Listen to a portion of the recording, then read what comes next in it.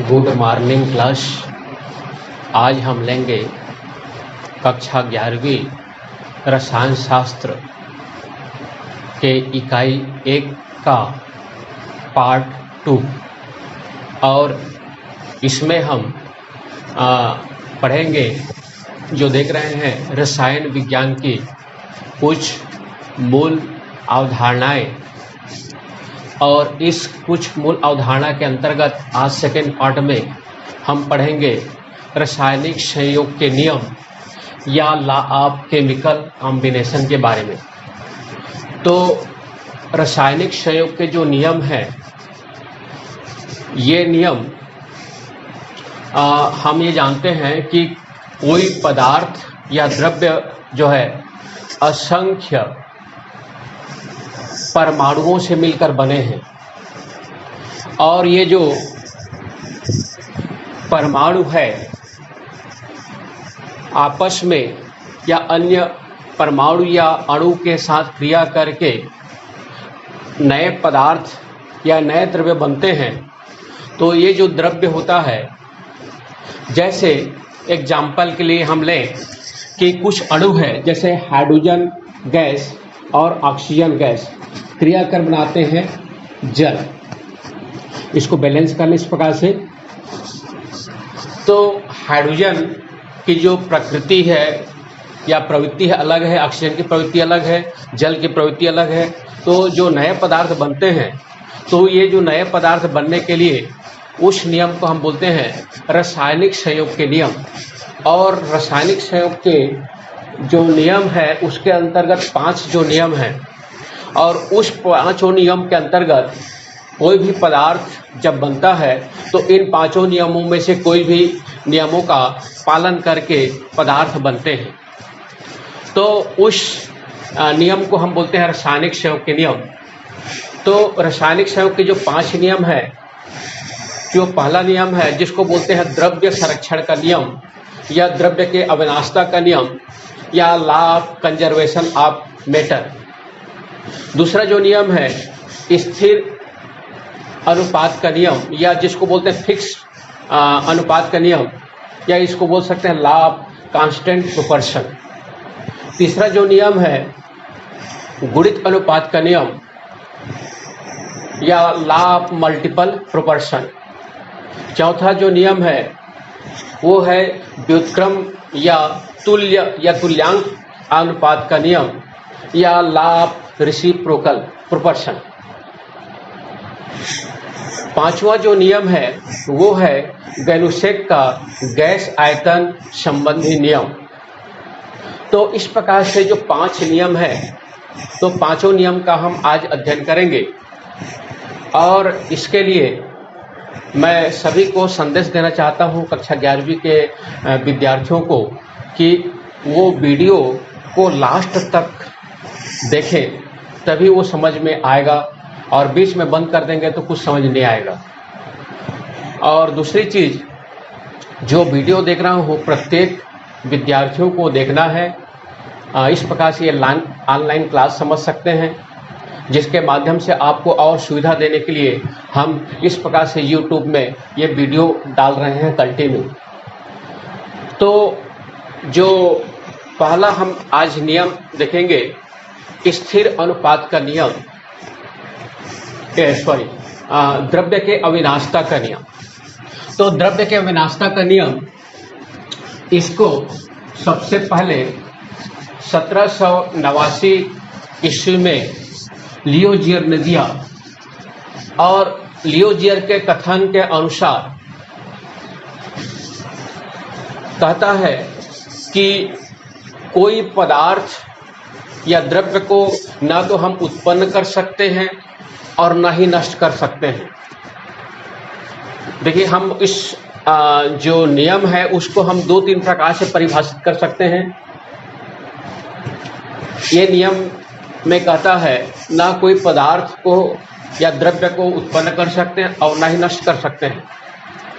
एक द्रव्य का रूप विलुप्त होता है तो उतनी मात्रा में दूसरे रूप में हमें प्राप्त होता है, अर्थात द्रव्य का परिवर्तन संभव है, लेकिन द्रव्य का नष्ट होना या उत्पन्न होना ये संभव नहीं है।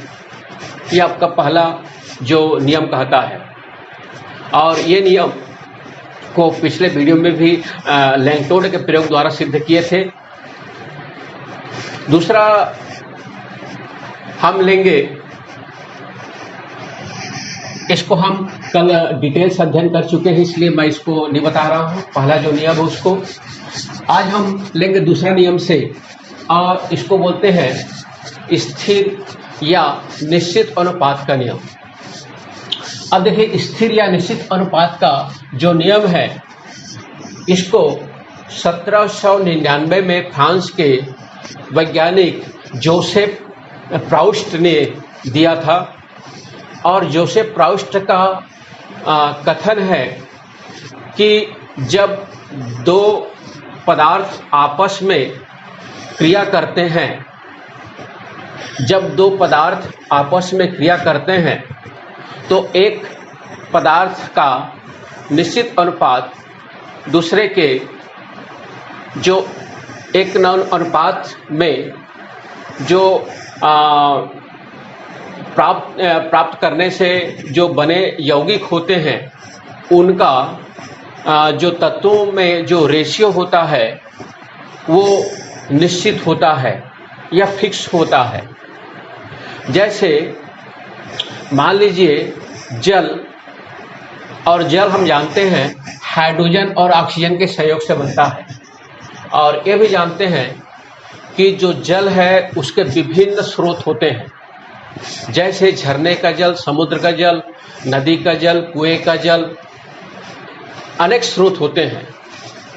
उन स्रोतों में यदि हम हाइड्रोजन और ऑक्सीजन के अनुपात या रेशियो का हम अध्ययन करें तो हम पाते हैं चाहे कोई सा भी जल हो, उस जल का परीक्षण करने के बाद हमें पता चलता है उसमें हाइड्रोजन और ऑक्सीजन का जो रेशियो है हमेशा 1:8 होता है। तो 1:8 कहाँ से आया? तो जैसे हम देखते हैं जल का सूत्र होता है H2O। तो H2O में दो परमाणु जो है हाइड्रोजन के हैं और उसका भार होता है 1, मतलब 2 × 1, और ऑक्सीजन है उसका भार होता है 16, उसके परमाणु हैं 1, अर्थात ये हो जाएगा 2:16।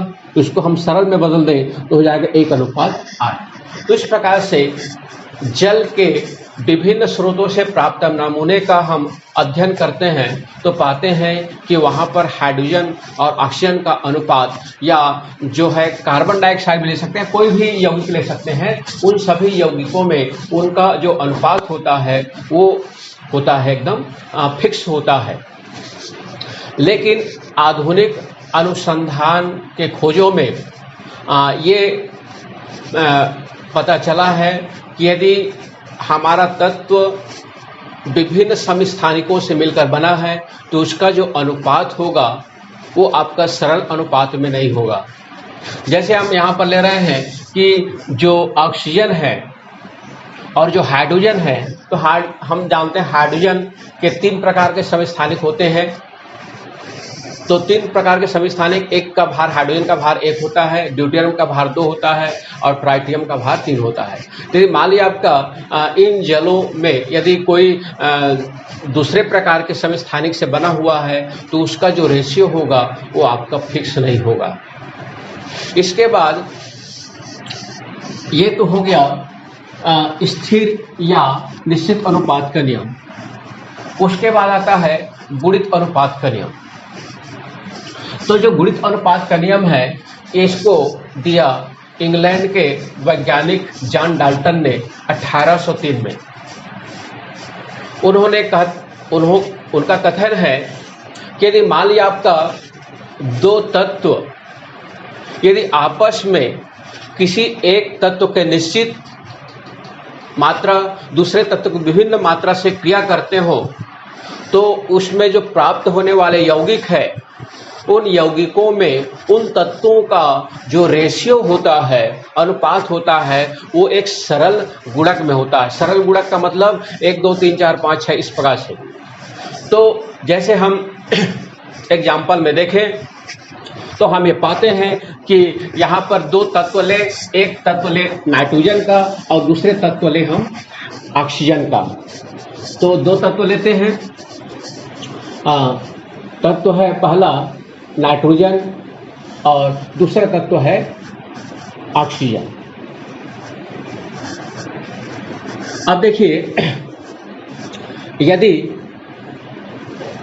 यहाँ पर नाइट्रोजन और ऑक्सीजन क्रिया करके यदि बनाए N2O, N2O को बोलते हैं नाइट्रस ऑक्साइड। तो जो नाइट्रस ऑक्साइड है, यहाँ पर हम देख रहे हैं कि इसका जो नाइट्रोजन जो है 2 परमाणु, ऑक्सीजन का मतलब है 1 परमाणु। तो इसका जो भार हो गया, ये हो गया, नाइट्रोजन का भार होता है 14, तो 2 है तो हो जाएगा 14, 2 ने 28, और ऑक्सीजन का ये हो जाएगा 16। दूसरा हम ले नाइट्रोजन और ऑक्सीजन। दूसरा हम यदि नाइट्रोजन को फिक्स कर दें और ये हो जाएगा N2O2, तो इसको बोलते हैं नाइट्रिक ऑक्साइड। तो उस नाइट्रिक ऑक्साइड में हम देख रहे हैं नाइट्रोजन वही है 28 है, और ये 2 परमाणु यहाँ पर है, इसलिए 16 दोने हो गया आपका ये 32। तीसरा जो यौगिक है ये है नाइट्रोजन ट्राईऑक्साइड। यहाँ पर फिर ये फिक्स है, जैसे मैं पहले बताया था कि जब 2 तत्व आपस में क्रिया करते हैं तो किसी एक तत्व का निश्चित मान दूसरे तत्व के अलग अलग अनुपात से क्रिया करते हैं, तो उनमें यौगिकों में जो अनुपात होता है एक सरल गुणक में होगा।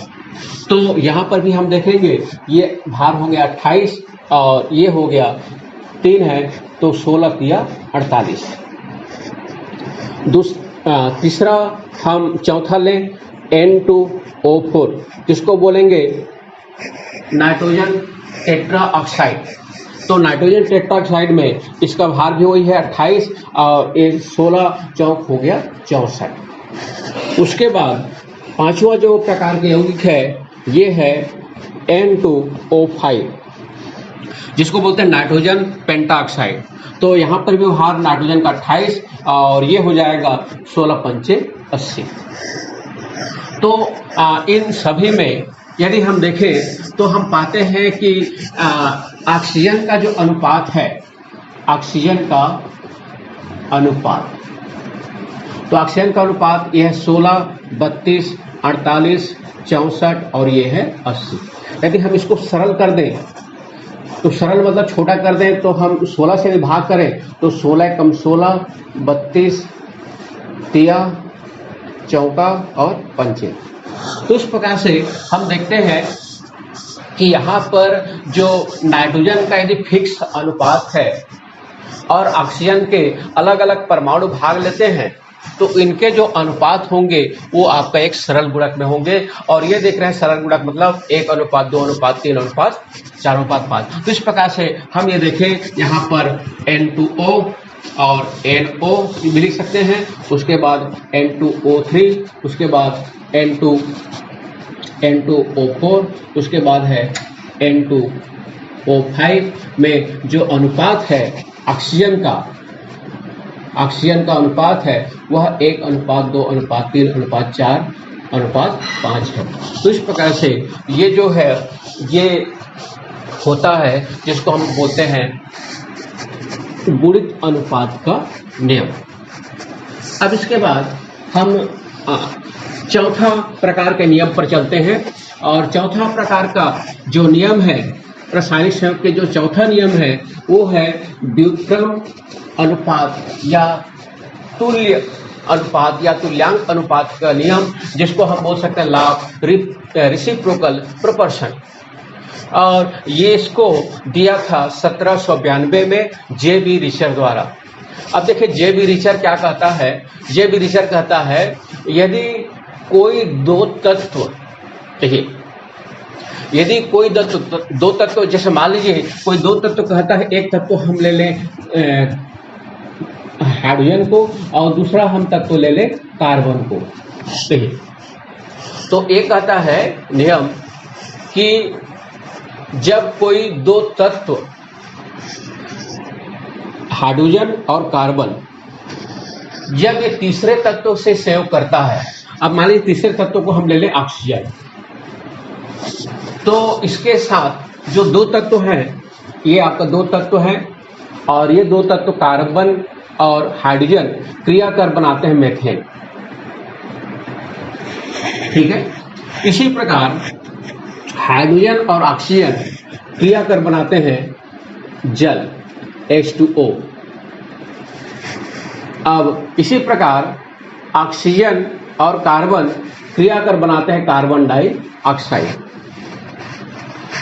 तो देखिए फिर से एक बात दें, जब कोई दो तत्व आपस में क्रिया करता है तो इसके परमाणु भारों का जो अनुपात है, अब देखिए यहाँ पर मीथेन बना, तो मीथेन जो है इसमें एक कार्बन है और उसका भार कार्बन का होता है 12 और हाइड्रोजन है 4 और उसका भार होता है 1।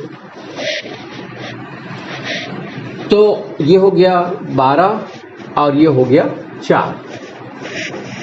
तो यदि हम इसको और सरल करें तो 4 एकम 4 और 4 तिया 12, अर्थात मीथेन में कार्बन और हाइड्रोजन का जो अनुपात है, ये अनुपात आ गया 3:1 भार की दृष्टि से। देखिए एक बार फिर से बता दूं, जो रासायनिक संयुक्त के जो 5 नियम हैं, तो 5 नियम में जो 1 से 4 नियम तक ये भारात्मक नियम है, ये भार से संबंधित है, और जो 5वां नियम है वेलुसेक का गैस आयतन संबंधी नियम, और ये है आयतन से संबंधित नियम है। तो देखिए जो मीथेन है, उस मीथेन में कार्बन और हाइड्रोजन का जो अनुपात है कितना है 3:1, मतलब हाइड्रोजन से कार्बन जो है 3 गुना ज्यादा है।